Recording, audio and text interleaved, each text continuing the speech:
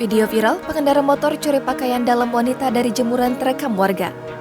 Viral video seorang pengendara motor metik terekam mencuri pakaian dalam dari jemuran viral di sosial media. Aksi pencurian tersebut terjadi di daerah Bangkaraya, Gang Satria, Pela Mampang, Jakarta Selatan. Aksi pencurian tersebut terekam kamera warga hingga videonya beredar luas di media sosial.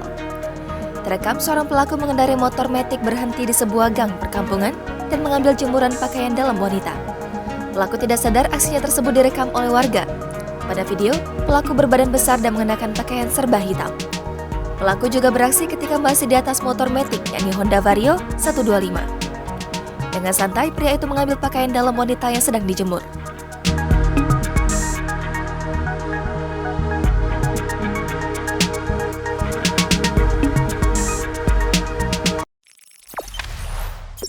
Jangan lupa subscribe, share, komen, dan like ya!